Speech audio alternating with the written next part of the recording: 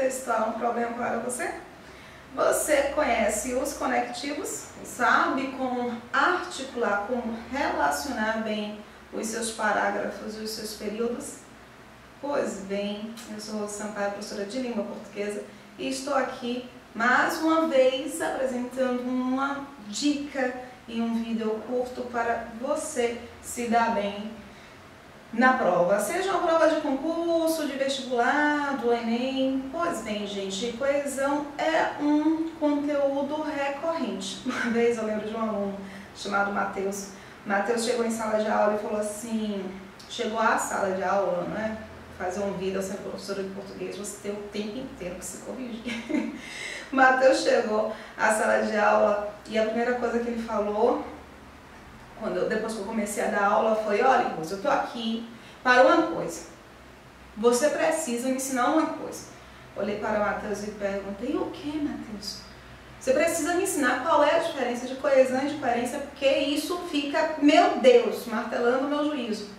A diferença é simples, gente. Coesão está relacionada à ligação entre as ideias. Então, o tempo inteiro você vai encontrar termos que se remetem a termos anteriores ou a ideias anteriores, assim como pode encontrar termos que vão se relacionar a estruturas posteriores. Isso é coesão e é visual. É muito de pegar uma palavra e fazendo as relações com as setinhas, é muito visual a coesão textual. Se o texto não está coeso adequadamente, há um prejuízo de sentido. E aí, o sentido lógico é a coerência textual. Às vezes, a coerência está no texto, mas não está fora do texto. Então, assim, se você apresenta uma informação que não é coerente com a situação real em que nós vivemos, isso também é incoerência. E a coerência textual, ela está relacionada à subjetividade, à ideia, é algo um pouquinho mais abstrato, não é tão visual quanto a coesão textual. E aí minha aluna Dicla, queridíssima Dicla, é aquela aluna que ficou de queixo caído na primeira aula que ela assistiu lá no curso, Dicla, ela mandou uma pergunta bem interessante. No momento que eu vou pegar o celular para mostrar. Para ler a pergunta de Dicla, eu achei bem bacana. Eu estou com um grupo de WhatsApp para dicas de língua portuguesa. Se você quiser participar do grupo, o grupo tem algumas regras, que eu não sou muito fã de grupo de WhatsApp, não.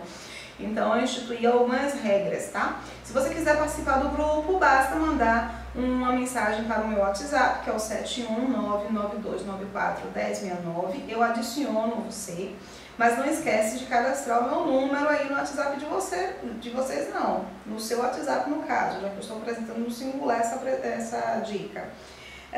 Dico, ela apresentou a seguinte pergunta aqui, olha. Cadê? Quais são os conectivos de coesão textual desconhecidos por nós para arrasar na redação? E aí eu indiquei que eu iria fazer um vídeo tratando acerca disso, dos mecanismos de coesão textual. E estava elaborando a dica quando lembrei deste livro aqui, ó. É um livro de Igor Pilassacó, chamado Coesão Textual, um livro que eu amo. Fininho, gente, a leitura é super legal, muito gostosa.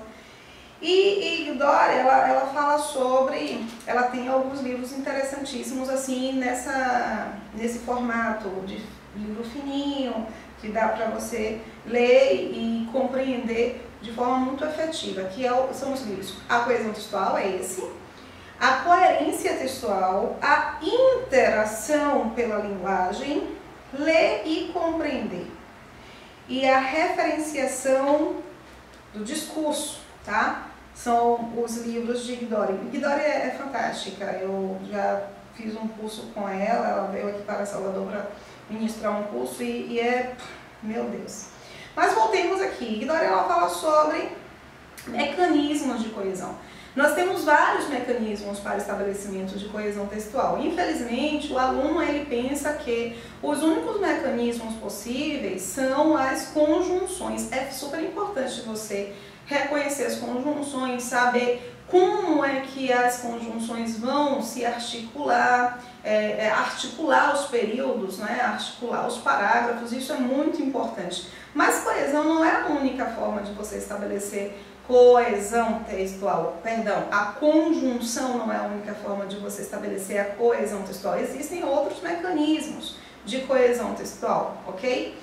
Tenha muito cuidado, porque se você, por exemplo, nunca utilizou na sua vida o conquanto, o não obstante, o por conseguinte, o destarte, não é na hora da redação que você vai utilizar. Porque se você não tem domínio, mas achou bonitinho, alguém falou para você rapidamente acerca desses conectivos, aí você coloca de forma muito abrupta lá na prova, na produção do texto, fica horrível.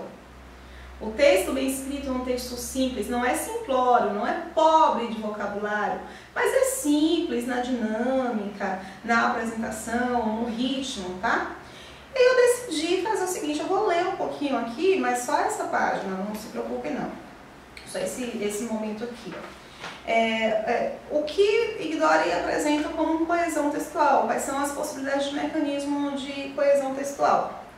Você tem uma coesão textual chamada de referencial. O que é essa coesão textual referencial? Quando se faz referência a um termo anteriormente apresentado.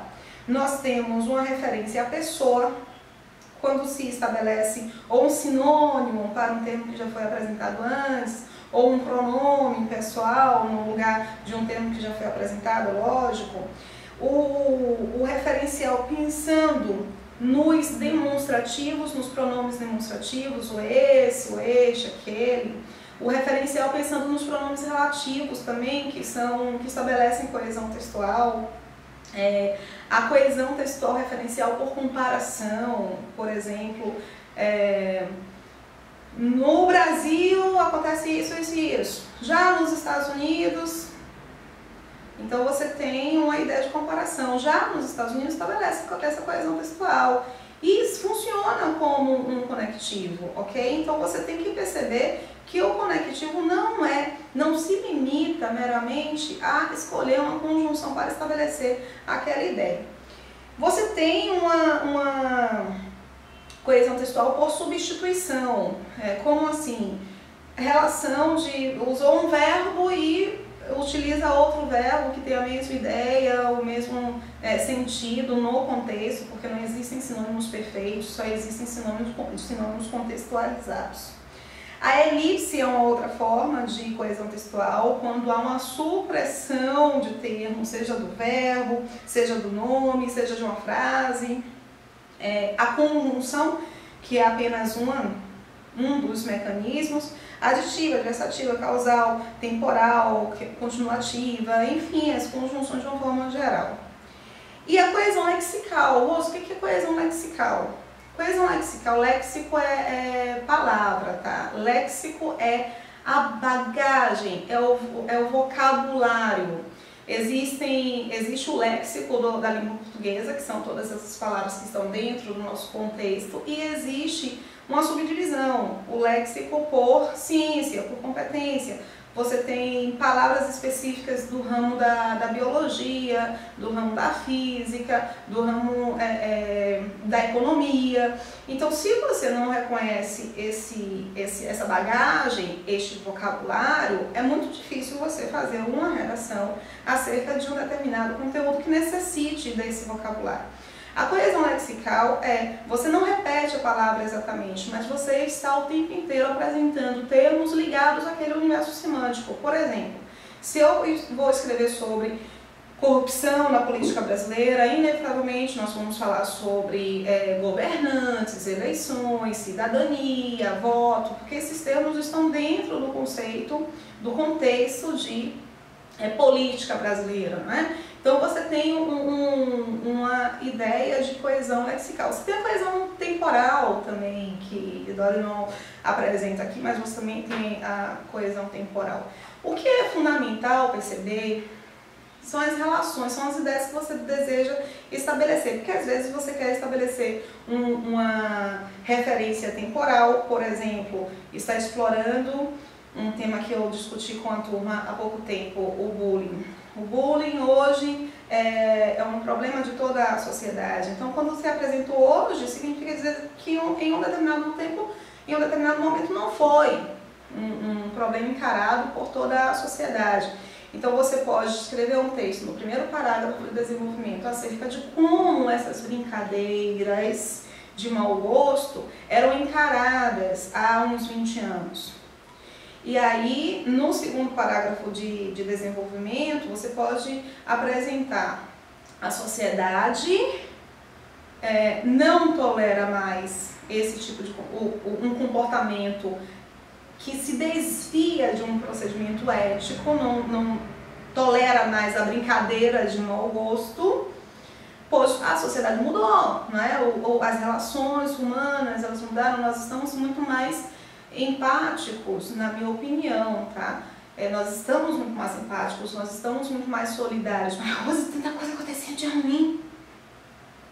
Vai para a Idade Média, era pior.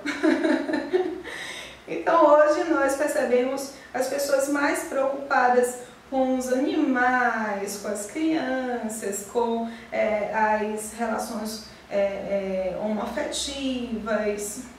As pessoas estão mais tolerantes, mais politicamente corretas. Você não pode hoje, você não tem como admitir uma piada sexista, homofóbica, racista, muito complicado. Eu não consigo nem rir. Passaram para mim uma piada desse tipo e eu não ri. Bom, a dica fica aqui por hora. Gostou? Dá um like. Tem dúvida? Manda para a prova. Não esquece de se inscrever no canal, tá? Tchau!